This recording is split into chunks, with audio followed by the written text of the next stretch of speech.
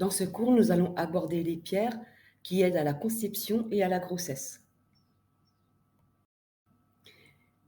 Parmi toutes ces pierres qui accompagnent une grossesse, nous avons la pierre de lune qui augmente la fécondité, régule les règles, favorise la lactation, diminue les remontées acides et elle aide à lâcher prise vis-à-vis du travail. Elle permet de prendre pleinement conscience de la grossesse. Nous avons également le quartz rose. Donc cette pierre apporte douceur et tendresse, aide le système sanguin et aide à maintenir une bonne tension. Et finalement, nous avons aussi également l'aigle marine qui équilibre les émotions. Elle permet de renforcer l'instinct maternel et elle régule la thyroïde. Passons au jaspe rouge qui régule le système hormonal, a un effet fortifiant, favorise l'accouchement, aide à la cicatrisation.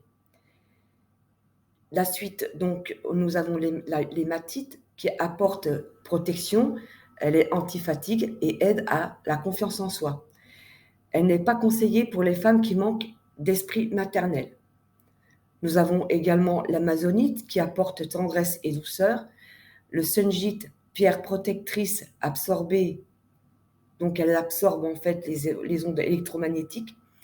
Nous avons également l'œil de tigre qui forme un bouclier passif qui apporte l'indépendance d'esprit.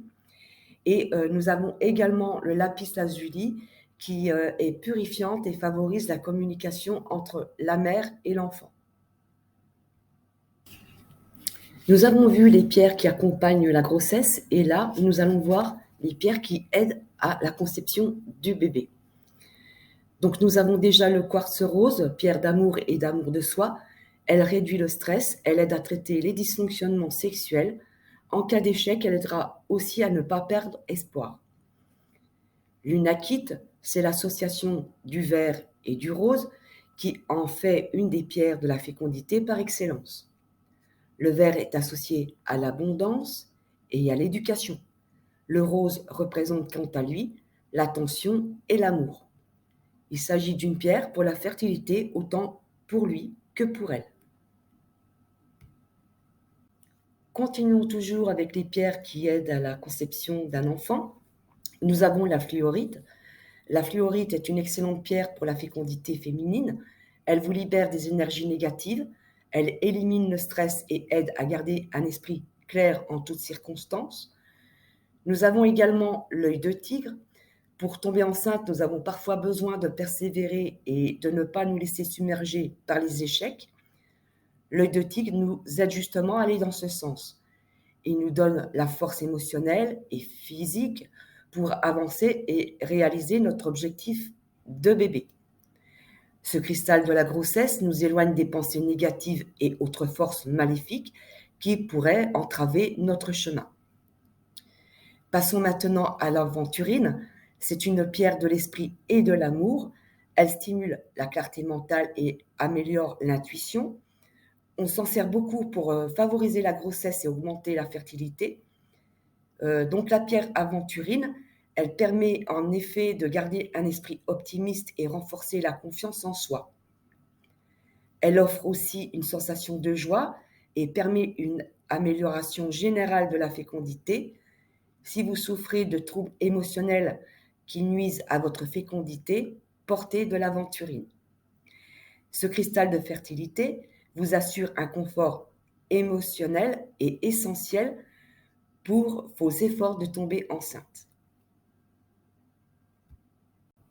Nous avons également l'aigle marine. Ce précieux minéral des roches volcaniques est associé à la fertilité et à la grossesse. La pierre aigle marine se comporte effectivement comme une véritable pierre de protection lors de la gestation.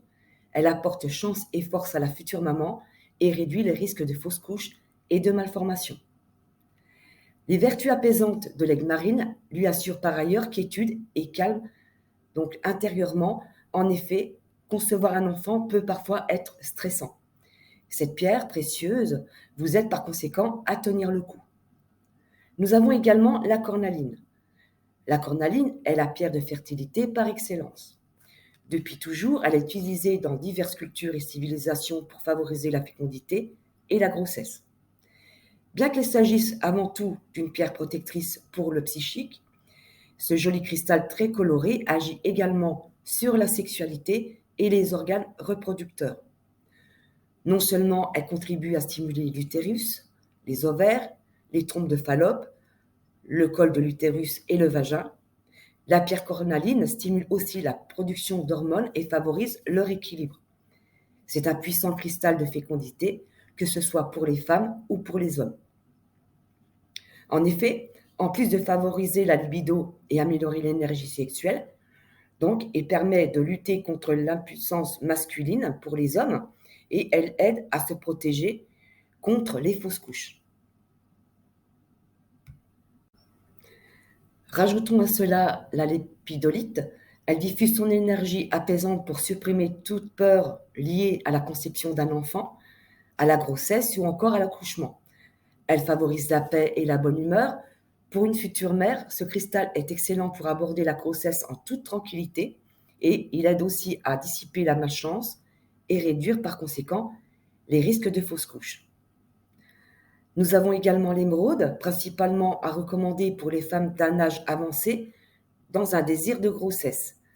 On l'utilise généralement pour harmoniser les relations, que ce soit familiales, amicales ou amoureuses. Elle possède aussi des vertus apaisantes et contribue au calme intérieur. Et puis la dernière, nous avons la pierre de lune. Elle est depuis toujours associée aux divinités féminines et elle possède justement une énergie puissante capable de favoriser la fertilité chez la femme. Son énergie réfléchie et apaisante apporte notamment de l'équilibre aux émotions et permet de soulager le stress. Elle génère en outre une aura douce et stable, favorisant l'équilibre des hormones et des cycles féminins. Le tout permet de créer un environnement physique et psychique favorable donc à la conception d'un enfant. Nous voilà arrivés à la fin de ce cours concernant les pierres qui aident à l'accompagnement de la grossesse et à la conception d'un enfant. Et dans notre prochain cours, nous allons aborder les pierres et les enfants.